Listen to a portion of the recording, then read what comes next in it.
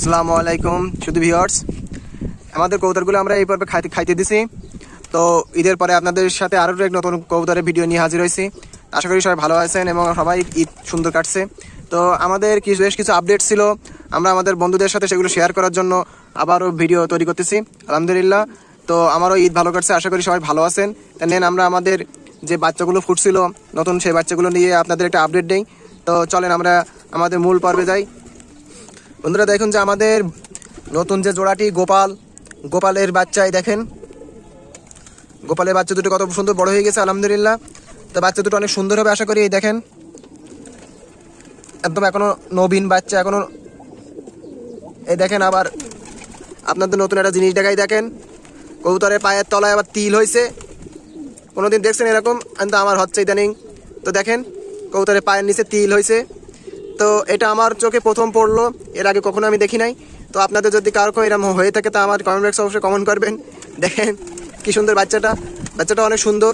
তো চলেন আমরা এই বাচ্চাটারও দেখি তিল আছে কিনা, দেখা যাক। না, এই বাচ্চাটা তেমন কোনো তিল কিছু হয় নাই। তো এই বাচ্চাটা দেখেন যে নখ সাদা এবং ঠোঁটও সাদা, এবং বাচ্চা দুটোর এখনো চোখ ফুটি নাই। কিন্তু এইটা আমার কাছে অনেক বেশি ইউনিক মনে হচ্ছে। দেখেন তিল হয়েছে। তো এটা সুন্দর একটা যৌতুকও বলে, অনেক জায়গায় যৌতুকও বলে, যৌতুক। তো কবুতরও যৌতুক হচ্ছে, এটা আসলে আশ্চর্য। তো চলেন আমরা আমাদের অন্যান্য যে পেয়ারগুলো আছে সেখানে কি হয়েছে সব কিছু আপনাদের সম্পর্কে আজকে শেয়ার করব। হয়তো ভিডিওটি হালকা একটু লং হতে পারে, তো আপনারা একটু ধৈর্য ধরে করে আমার ভিডিওগুলো পুরোপুরি দেখবেন। তো চলেন আমরা দেখি আমাদের পরবর্তী কবুতরগুলোর কি অবস্থা।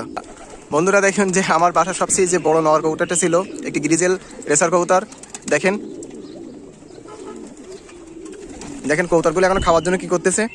তো এখনও সব কবুতরের পেট ভরি না, আমরা আবার আনতে যাচ্ছি খাবার। আমাদের খাবার নিচে থাকে, আমাদের বাসা সবচেয়ে নিচের তলায় খাবার গোছায় রাখি আমরা। দেখেন এই হচ্ছে মিলি বুনো কবুতর, এর ভিতরে আসছে খাইতে। কিছুদিন আগে আমরা একটি ভিডিওতে তাকে দেখাইছিলাম যে আপনারা অনেকে বলছিলেন যে কবুতরটার কি অবস্থা, চোখে পানি আসছিল। অনেকে যারা চোখে পানি আসছে তারা অনেকে বলছেন যে ভাই কবুতরটা ভালো হয়ে গেছে কিনা। তো হ্যাঁ আলহামদুলিল্লাহ ভালো হয়ে গেছে। দেখেন এখন পুরোটাই ক্লিয়ার আলহামদুলিল্লাহ, কোনো ওষুধ লাগে নাই, বিনা ট্রিটমেন্টে শুধুমাত্র একটি পলিসি ব্যবহার করে আমরা এই কবুতরটি সুস্থ করে ফেলেছি আলহামদুলিল্লাহ। তো আপনারা আমাদের পূর্ববর্তী ভিডিওগুলো দেখে আসলে সেখানে আপনারা বুঝতে পারবেন যে কীভাবে কবুতরটা ভালো করছি। তো চলুন দেখি, আমরা আরও একটি নতুন জোড়া পেয়ার দিয়েছি এরই ভাই। তো চলেন দেখি সেই কবুতরটার কী অবস্থা দেখে আসি। তাছাড়া আমাদের এই কবুতরটা খুব দ্রুত আবার ডিম বাচ্চা করবে। কিছুদিন আগে ডিম পাড়ছিল ওই পাশে একটি জায়গায়, কিন্তু ওই জায়গাটা থেকে আমরা চেঞ্জ করে দিছি, খুব তাড়াতাড়ি হয়তো তারা ডিম দিবে আলহামদুলিল্লাহ। চলেন আমরা দেখি যে কবুতরটা নতুন পেয়ার দিচ্ছি তার কি অবস্থা।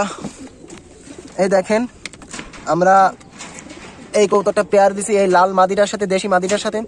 এই ধরনের মাদিগুলো ডিম বাচ্চা করতে খুবই পারদর্শী, এবং এই ধরনের মাদিগুলো দিয়ে ডিম বাচ্চা করানো খুবই সহজ, সারা বছর এটা ডিম বাচ্চা করে। তো আমাদের নরটি এখনও সেট হয়ে নিতে পারি নাই, তো আলহামদুলিল্লাহ হয়ে যাবে আলহামদুলিল্লাহ, কোনো সমস্যা নেই। কারণ এই ধরনের মাদাগুলো খুব দ্রুত জোড়া নিতে সক্ষম, এবং এই মাদিগুলো খুব দ্রুত জোড়া নিতে সক্ষম। তো এটা একটা নিউ অ্যাডাল মাদি, আমরা এই মাদিটি একটা জায়গা থেকে কালেকশন করছি আলহামদুলিল্লাহ, খুবই সুন্দর মাদি।